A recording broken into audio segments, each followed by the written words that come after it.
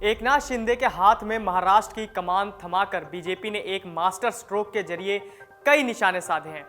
उसके सियासी मायने आने वाले कुछ दिनों में सामने दिखाई देने लगेंगे, लेकिन बड़ा सवाल यह है कि पार्टी नेतृत्व ने देवेंद्र फडणवीस का डिमोशन किसी मजबूरी में किया या फिर उन्हें किनारे लगाने की यह कोई सुविचारित रणनीति है।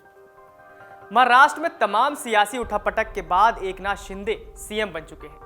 भाजपा ने यहां पर अपनी सत्ता स्थापित कर ली है, लेकिन एक सवाल यह भी उठ रहा है कि क्या देवेंद्र फडणवीस को डिप्टी सीएम बनाकर भाजपा ने सही फैसला लिया? महाराष्ट्र भाजपा के तमाम कार्यकर्ताओं को अभी भी यह बात पच नहीं रही।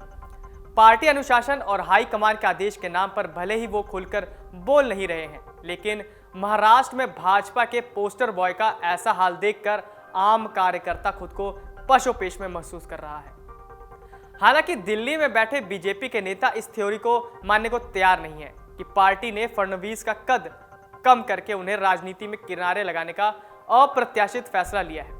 उनके मुताबिक यह फैसला महाराष्ट्र और देश की जनता को जरूर चौंकाने वाला लग सकता है, लेकिन इसके जरिए पार्टी ने यह संदेश देते हुए महाविकास अघाड़ी गठबंधन नेताओं के उस आरोप को धो डाला कि शिवसेना में बगावत के पीछे बीजेपी का कोई हाथ था, और यह भी कि उद्धव ठाकरे की सरकार गिरने की मुख्य वजह उनके अंदरूनी झगड़े थे।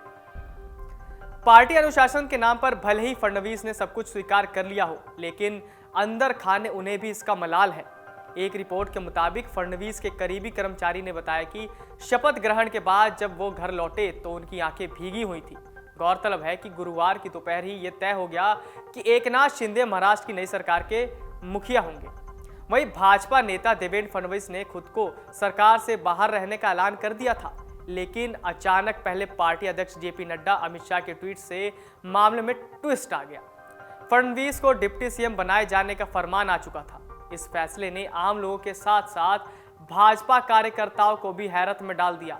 उन्हें शिंदे के सीएम बनने की खबर शॉकिंग तो लगी थी, लेकिन फडणवीस के डिप्टी सीएम बनाए जाने की खबर ने उन्हें डबल शॉक दे डाला। दक्षिणी मध्य मुंबई के एक कार्यकर्ता ने शुक्रवार को इस डबल शॉक की बात स्वीकार भी की। एक खबर के मुताबिक इस कार्यकर्ता ने बताया कि हम पहले ही इस बात को लेकर सदमे जैसी हालत में थे कि देवेंद्र फडणवीस मुख्यमंत्री नहीं होंगे। जेपी नड्डा और अमित शाह के ट्वीट्स ने हमारी तकलीफ और बढ़ा दी। इस कार्यकर्ता ने कहा कि हाईकमान के फैसले पर कोई सवाल नहीं है, नए गठबंधन के हिसाब से चीजें तय होंगी, लेकिन इस बारे में कम से कम फडणवीस को एक कॉल करके बताया तो जा ही सकता था। आपको याद होगा कि पार्टी में बगावत के बाद जब उद्धव ने फेसबुक लाइव के जरिए लोगों को संबोधित किया था, तो उन्होंने अपने पक्ष में सहानुभूति लेने की भरपूर कोशिश की। बाला साहेब ठाकरे का नाम लेकर शिव सैनिकों में यह भरोसा पैदा करने की कोशिश की गई थी कि शिंदे और बागियों ने धोखा दिया है। यह भी कहा गया कि बागी विधायक बीजेपी के हाथों बिक गए हैं।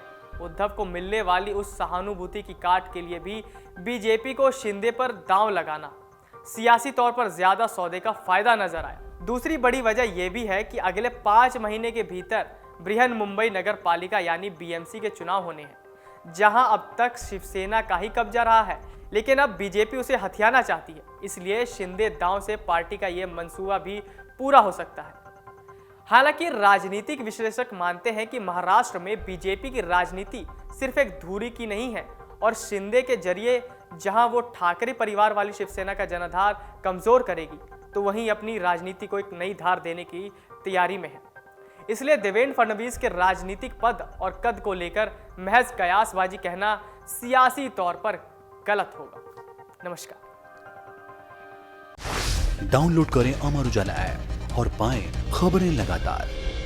अगर आप ये वीडियो YouTube पर देख रहे हैं तो हमारे चैनल को सब्सक्राइब करें और बेल आइकन को दबाना ना भूलें। अगर आप Facebook पर ये वीडियो देख रहे हैं तो हमारे पेज को लाइक करें।